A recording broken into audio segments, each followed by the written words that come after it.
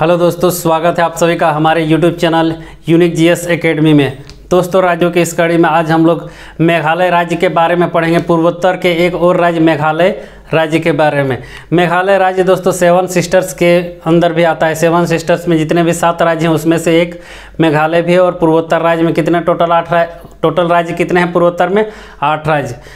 और ये कौन कौन से राज्य हैं इसके पहले वाला वीडियो में मैं बता चुका हूं। आइए दोस्तों मेघालय राज्य के बारे में पढ़ते हैं और उसके विशेषताओं के बारे में जानते हैं। अगर मेघालय का आप नक्शा देखिएगा दोस्तों तो आपको मेघालय इस तरह से दिखेगा, एक चतुर्भुज आकार का दिखेगा, लेकिन ऊपर में थोड़ा सा ये ऊपर चढ़ा हुआ दिखेगा इस तरह से, ठीक है।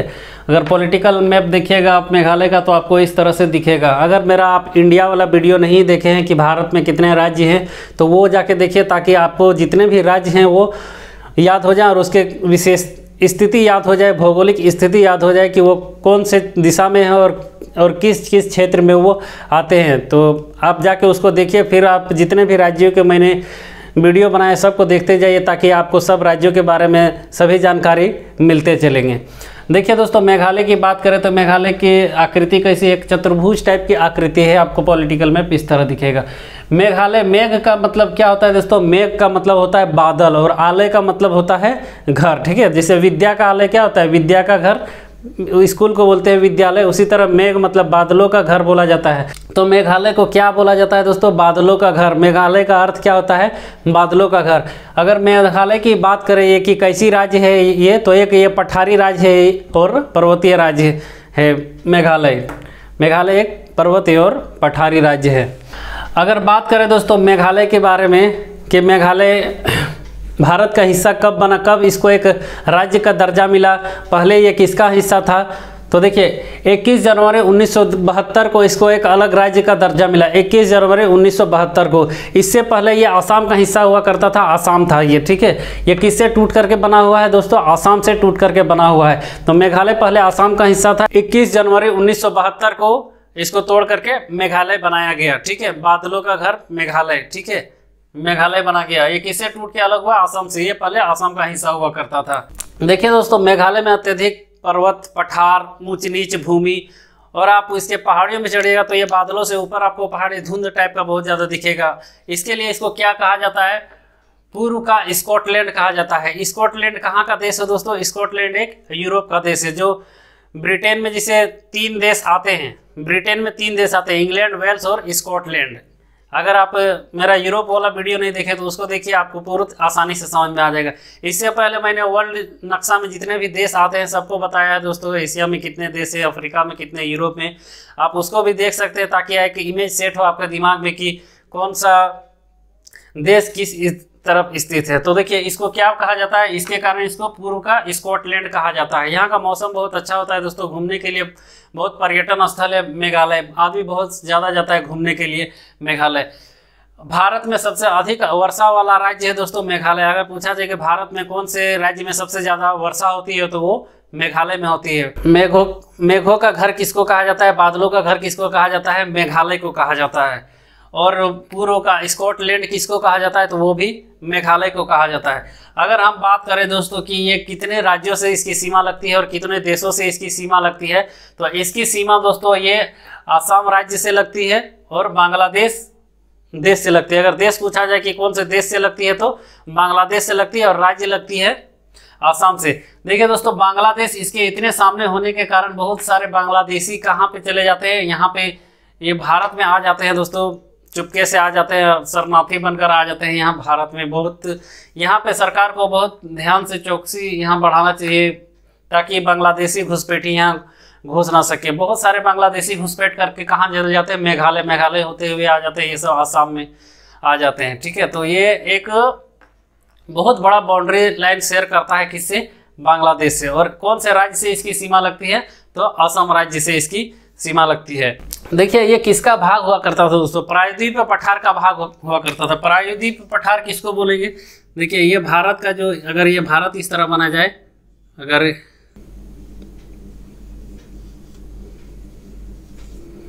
तो ये वाला क्षेत्र पूरा प्रायद्वीप है दोस्तों, ये पठारी भाग है, ये पूरा पठारी भाग, इसी को प्रायद्वीप भाग बोला जाता है। ये पूरा मेघालय तक फैला हुआ था। तो मेघालय एक किसका हिस्सा है दोस्तों? प्रायद्वीप पठार का हिस्सा है। इसको कौन अलग कर दिया प्रायद्वीप पठार से? तो मालदा दरार, जो बांग्लादेश में जो धंसा हुआ ज़मीन है उसी को बोलते हैं मालदा दरार, पश्चिम बंगाल के पास मालदा दरार, ठीक है।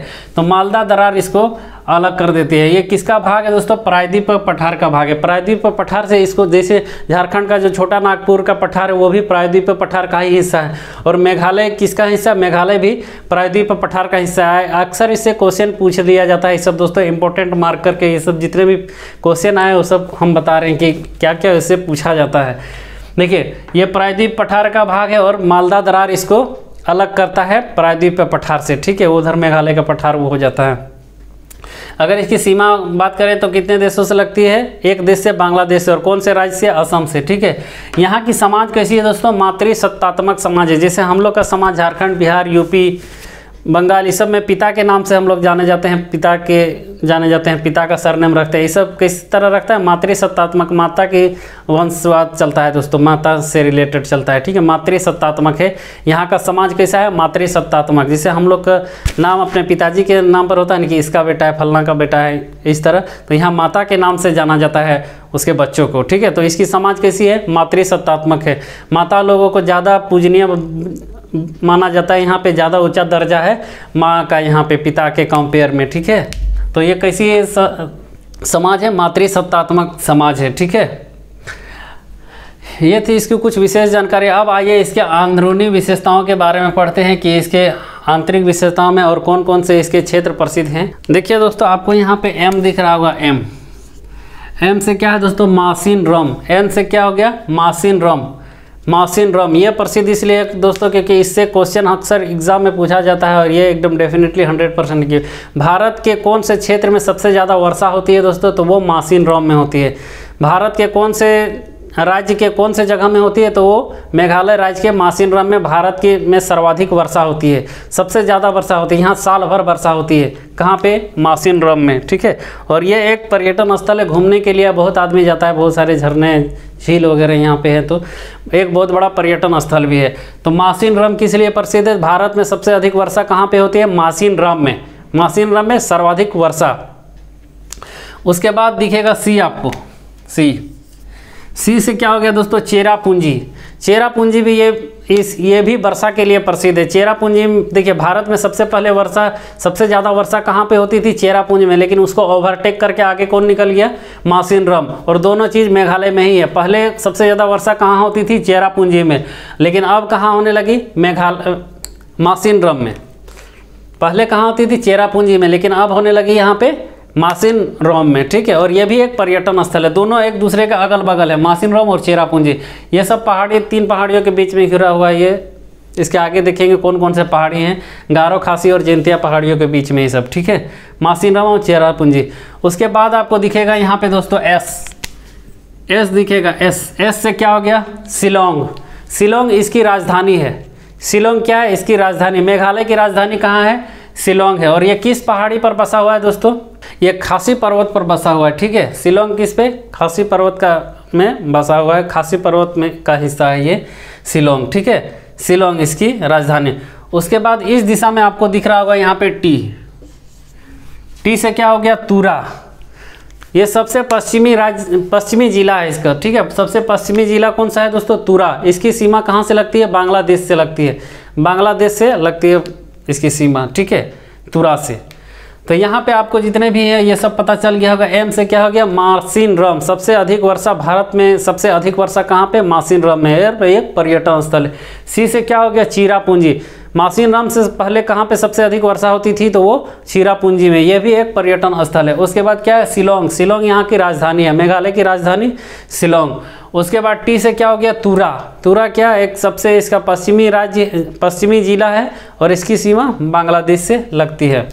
अब यहाँ पे 3 पर्वतें बहुत ज़्यादा प्रसिद्ध है दोस्तों। ये पर्वतें आपको दिख रही होंगी, पर्वतें देखिए, ये पर्वतें बहुत ज़्यादा प्रसिद्ध, और ये पूछ लिया भी जाता है कौन कौन से पर्वत है। तो यहाँ पे 3 पर्वतें प्रसिद्ध है दोस्तों। कौन कौन से?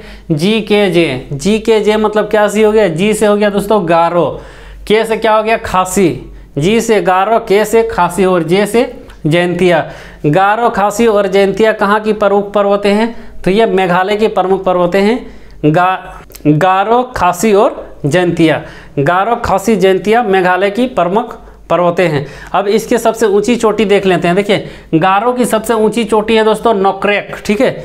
गारो पहाड़ी गारो पर्वत श्रृंखला की सबसे ऊंची चोटी क्या है दोस्तों? नोक्रेक, नोक्रेक, ठीक है, नोक्रेक। ये कभी क्रैक नहीं हो सकता है। इसकी ऊंचाई कितनी है? 1515 मीटर। ये याद करने का तरीका ऐसा नहीं कि क्रैक नहीं, जैसे भी लगा के तोड़ दीजिएगा तो टूट जाएगा, ठीक है।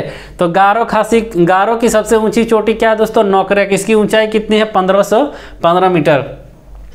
उसके बाद आपको दिखेगा खासी। खासी की सबसे ऊंची चोटी क्या है दोस्तों? शिलोंग पीक, ठीक है। शिलोंग पीक है ना, शिलोंग की चोटी। शिलोंग पीक मतलब शिलोंग की चोटी। इसकी ऊंचाई कितनी है? 1961 मीटर। और ये मेघालय की सबसे ऊंची चोटी है। कौन सा? शिलोंग पीक मेघालय की सबसे ऊंची चोटी है। उसकी ऊंचाई कितनी है? 1961 मीटर, 1961 मीटर। शिलोंग शहर इसी खासी पहाड़ी पर बसा हुआ है दोस्तों। यहाँ पे पहाड़ी बनाने में थोड़ा सा है, यहाँ पे खासी और इधर यहाँ पे आपका जयंतिया है, ठीक है। तो इससे आप कोई दिक्कत नहीं है, 3 पहाड़ी आप याद रख लिए, ठीक है। यहाँ पे एयरफोर्स स्टेशन बनाया गया है कि यहाँ पे नज़र रखेगा कि चाइना वाला क्या क्या हरकत कर रहा है, ऊपर से देखेगा। एयर बेस बनाया गया है, ठीक है। एयरफोर्स स्टेशन बनाया गया है कहाँ पे? यही खासी पहाड़ी पे, ठीक है।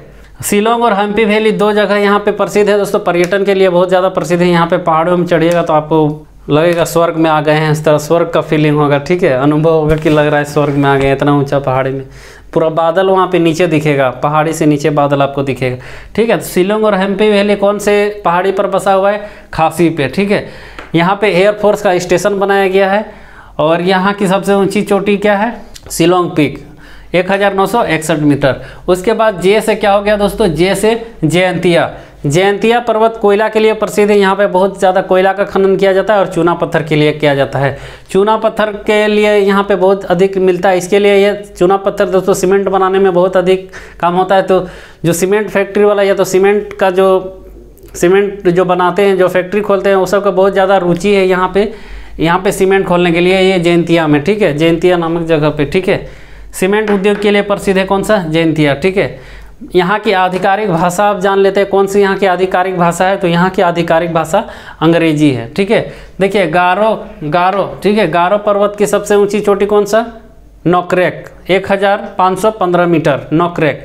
खासी की क्या विशेषता है दोस्तों? खांसी हो गया, ठीक है। यहाँ की सबसे ऊंची क्या चीज़ है? शिलोंग की चोटी, शिलोंग पीक, 1961 मीटर। यहाँ पे एयरफोर्स का स्टेशन बनाया गया और शिलोंग और हम्पी वैली शहर यहीं पे बसा हुआ है इसी में, ठीक है। जयंतिया पर्वत कोयला और चूना पत्थर के लिए प्रसिद्ध है। चूना पत्थर का अत्यधिक उपयोग किस लिए बनाया जाता है? सीमेंट के लिए। तो सीमेंट फैक्ट्री के लिए प्रसिद्ध है यहाँ पे, ठीक है। और यहाँ की आधिकारिक भाषा क्या है? अंग्रेजी है, ठीक है। तो ये थी यहाँ की कुछ प्रमुख विशेषताएं मेघालय राज्य की। आप इसका एक स्क्रीनशॉट ले लीजिए दोस्तों। आई होप आपने स्क्रीनशॉट ले लिया होगा और जितना भी मैंने इसके बारे में एक्सप्लेन किया आपको बहुत अच्छी तरह से समझ में आ गया होगा दोस्तों। Thank you.